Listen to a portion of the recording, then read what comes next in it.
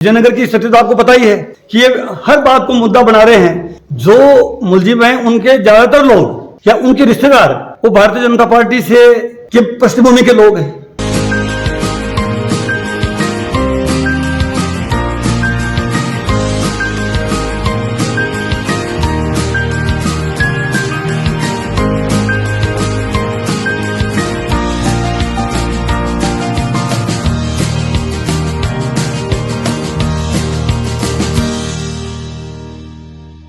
और आरटीडीसी के पूर्व चेयरमैन धर्मेंद्र राठौड़ ने आज अजमेर के सर्किट हाउस में प्रेस कॉन्फ्रेंस कर राजस्थान की बीजेपी सरकार पर निशाना साधा है। राठौड़ ने अभी हाल ही विजयनगर में हुए स्कूली छात्राओं के दहेज शोषण और ब्लैकमेल कांड के आरोपियों का कनेक्शन भारतीय जनता पार्टी से होने का दावा किया है। प्रेस वार्ता में धर्मेंद्र राठौड़ ने राजस्थान की कानून व्यवस्था को लेकर भी सरकार को आड़े हाथ दिया है। प्रेस कॉन्फ्रेंस में राठौड़ के साथ नगर निगम की नेता प्रतिपक्ष द्रौपदी कोली, देहात कांग्रेस के निवर्तमान अध्यक्ष भूपेंद्र राठौड़, पार्षद नौरत गुर्जर, एडवोकेट राजेश टंडन इत्यादि मौजूद रहे।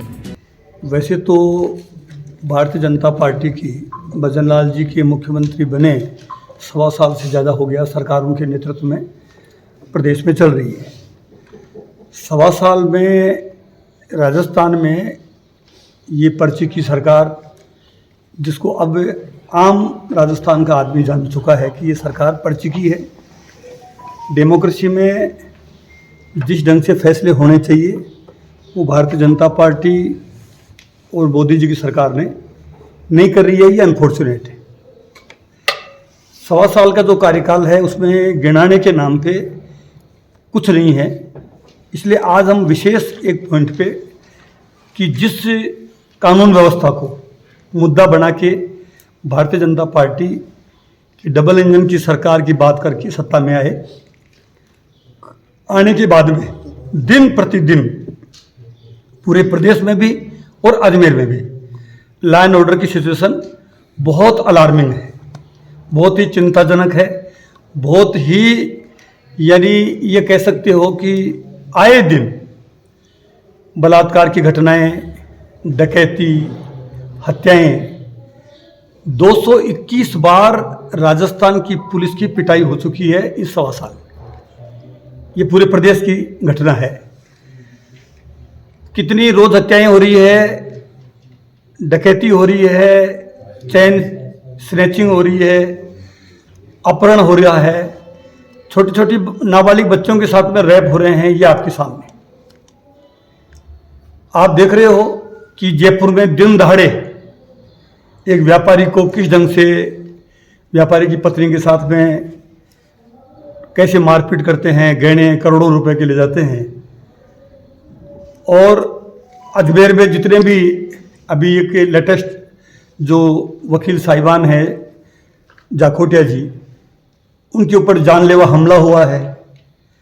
मैं अभी उनसे जवाहरलाल नेहरू चिकित्सालय में हम सभी लोग उनसे मिल के आए हैं। उनकी हालत, डॉक्टर से बात की हमने, प्रिंसिपल साहब से बात करी, जो न्यूरो सर्जन है आचार्य जी वो हमारे साथ थे। उनसे पूरा केस की बारे में जानकारी ली तो उनका कहना था कि हमने ऑपरेशन तो कर दिया लेकिन मतलब उनकी स्थिति जो है वो वेंटिलेटर पे है, बहुत नाजुक है।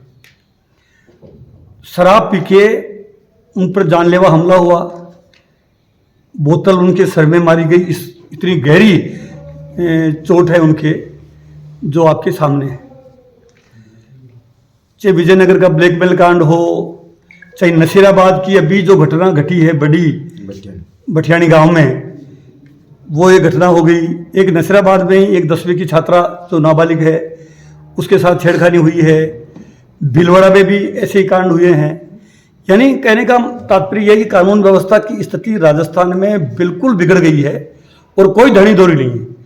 गृह मंत्री खुद मुख्यमंत्री हैं। इससे ज़्यादा बदतर स्थिति क्या हो सकती है कि मुख्यमंत्री जी को भी मतलब जान से मारने की धमकी जेल से मिल रही है। और पहली बार नहीं, दूसरी बार उनको जान से मारने की धमकी जेल से मिल रही है। और जेल के कर्मचारियों को, छोटे कर्मचारियों को सस्पेंड कर देते हैं। तो इससे ज़्यादा स्थिति नाजुक और क्या हो सकती है प्रदेश की। जो बड़े व्यापारी हैं, किशनगढ़ के व्यापारी की भी फिरौती मांगना, उनको थ्रेट करना, करोड़ों रुपए की फिरौती मांगी जा रही है। रंगदारी सरेआम रंगदारी वसूली जा रही है। तो और कानून व्यवस्था के ऊपर तो खुद अभी एक कल परसों विधानसभा में अजय कीलक हैं, जो डेगाना से एमएलए हैं, पहले मंत्री थे बीजेपी में, वो खुद आरोप लगा रहे हैं एसपी नागौर पे कि हमारी सुनवाई नहीं हो रही है, एसएचओ हमारी मानता नहीं है, थावड़ा का एसएचओ। मतलब यह आरोप कांग्रेस नहीं लगा रही है, भारतीय जनता पार्टी की। किरोड़ीलाल जी मीणा है, अपनी सरकार पे ही खुद की जासूसी के आरोप लगा रहे हैं, फोन टेपिंग के आरोप लगा रहे हैं। बीजेपी के प्रदेश अध्यक्ष जी लेटर लिखते हैं, उनको नोटिस देते हैं, वो थोड़े दिन के लिए नोटिस का जवाब देते हैं, वापस दोबारा फिर भूल जाते हैं। गृह राज्य मंत्री विधानसभा में किरोड़ीलाल जी के बयान पर अपनी प्रतिक्रिया देते हैं। गैर जिम्मेदाराना व्यवहार जो है वो इस सरकार में है। कहने का मतलब है कि पोपाबाई का राज है, कोई कहने वाला सुनने वाला नहीं है।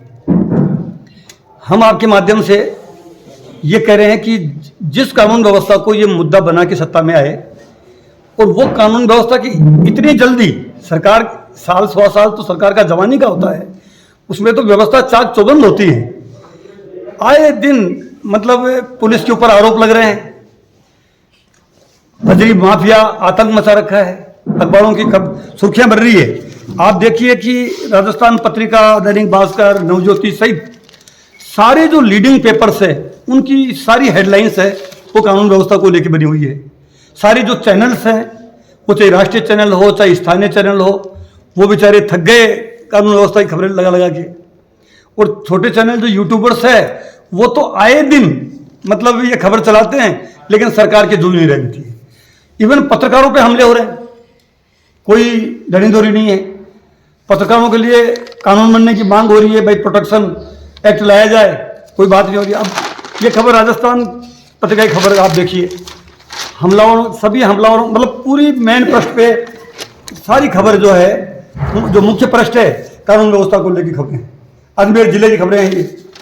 ऐसा कैसे दैनिक भास्कर में है, ऐसा कैसा नवज्योति में, मतलब टाइम्स ऑफ इंडिया में भी है। मेरा कहने का मतलब कि सारे अखबार, सारे चैनल्स, सारे छोटे पत्रकार हों, छोटे अखबार हों, सब लिख लिख के परेशान हो गए हैं। लेकिन इस सरकार की कोई जून नहीं रेखता, कोई मुद्दे की बात नहीं करती। और अनफॉर्चुनेट पार्ट यह है कि एक जयपुर में कॉन्स्टिट्यूशनल क्लब बना, जिसका उद्घाटन 22 सितंबर 2023 को, उस वक्त राजस्थान के मुख्यमंत्री आदरणीय अशोक गहलोत जी ने उसका उद्घाटन किया। विधानसभा अध्यक्ष सीपी जोशी जी थे, वो मंच पे थे। 22 सितंबर 2023 को बता रहा हूं मैं आपको डेट। और नेता प्रतिपक्ष राजेंद्र राठौड़ वो खुद बैठे हैं मंच के ऊपर। जब उद्घाटन हो रहा है, कॉन्स्टिट्यूशनल क्लब का उद्घाटन होते इस वक्त नेता प्रतिपक्ष के रूप में राजेंद्र राठौड़ जी बैठे हैं। आप बताइए कितनी बेशर्मी की बात है इनकी। वो वापस, मतलब जो यहाँ के विधायक के उत्तर से देवनानी जी जो विधानसभा के अध्यक्ष हैं, अब उसका दोबारा मतलब 8 तारीख को लोकसभा अध्यक्ष से उसका उद्घाटन करने के लिए कार्यक्रम जारी कर रखा है। हमारे नेता प्रतिपक्ष टीकाराम जी जूली साहब ने विधानसभा में पत्रकारों को बताया कि भाई ये बिल्कुल गलत है। हमारे प्रदेश अध्यक्ष डोटासरा जी ने भी कहा है, हमारे पूर्व मुख्यमंत्री अशोक गहलोत जी ने भी कहा है। आज बड़े अखबारों की सुर्खियां बनी हुई है कि जब कॉन्स्टिट्यूशनल क्लब का उद्घाटन हो चुका, विधिवत उद्घाटन हो चुका, तो ऐसा कभी होता है क्या कि दोबारा उद्घाटन हो? मतलब बेशर्मी की हद है ये। इस लेवल पे ये लोग मतलब काम कर रहे हैं, नाम बदल रहे हैं। नाम बदलो आप, लेकिन कुछ काम भी तो करके बताओ। उद्घाटन दोबारा कर रहे हो, नाम बदल रहे हो, काम कुछ नहीं कर रहे हो। जनता राजस्थान की त्राईमान हो गई है, लेकिन ये कुछ भी करने की स्थिति में नहीं है। मैं आपके माध्यम से सरकार को ये चेतावनी देते हैं, सरकार को चेता रहे हैं कि अब कानून व्यवस्था पर तो तत्काल प्रभाव से ये कार्रवाई करें। जो वकील साहब हैं जो सीरियस हैं, उनके मुलजिम, उनकी बेटी दामाद मिले, उनकी बेटी अंजलि हमको एक ही बात रोते हुए कही कि साहब मुलजिम पूरी तरह से पूरे पकड़े नहीं गए हैं। जो गाड़ियां हमले के टाइम में काम में लेगी, जो बोलेरो और जो दूसरी गाड़ी थी जिसपे वो लगे हुए थे, डीजे, वो गाड़ी वीडियो बता दिया गया उनको, अभी तक वो गाड़ियां पकड़ में नहीं आई है। तो मुलजिमों को तत्काल गिरफ्तार करे पुलिस। सारे वकील साहिबान ने, मतलब जो बार के अध्यक्ष हैं, पुष्कर बार के अध्यक्ष हैं, सब ने एसपी साहब को ज्ञापन दे दिया है। मैंने भी कल एसपी से बात की है, वो कह रहे हैं हम कार्रवाई कर रहे हैं। कहने का तात्पर्य यह है कि चारों तरफ से कानून व्यवस्था की स्थिति लचर हो गई। और विजयनगर की स्थिति तो आपको पता ही है कि ये हर बात को मुद्दा बना रहे हैं। जो मुलजिम हैं उनके ज्यादातर लोग या उनके रिश्तेदार वो भारतीय जनता पार्टी से के पृष्ठभूमि के लोग हैं। वार्ड नंबर 25 से पिछली बार चुनाव लड़े, बीजेपी के सिंबल से लड़े। अभी जो वर्तमान में मुख्यमंत्री हैं, उस वक्त भजनलाल जी प्रदेश महामंत्री थे, उनके साइन से सिंबल जारी हुआ है, वो आपको हम देंगे।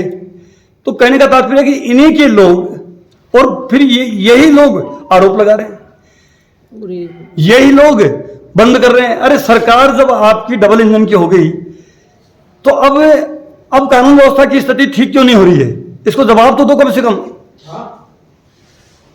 ये सारे इश्यूज पे आपको बुलाया, आप लोग सब आए, आपको बहुत बहुत। मैं लक्ष्मण सिंह, गहना मेडिकोज एंड सर्जिकल्स, जो कि group centre 2 Foy Sagar road gate number 1 के सामने स्थित है। यहाँ पे हर रविवार निःशुल्क कैंप लगाया जाता है 11 से 2 बजे तक, जिसमें बीपी, शुगर, फ्री परामर्श डॉक्टर का, जो कि फ्री ऑफ कॉस्ट है। और पूरे अजमेर में फ्री ऑफ कॉस्ट अपनी होम डिलीवरी की सुविधा भी उपलब्ध है। और प्रतिदिन सेवा उपलब्ध अपनी 11 से 5 बजे तक पूरे अजमेर में अपनी फ्री होम डिलीवरी है मेडिसिन की।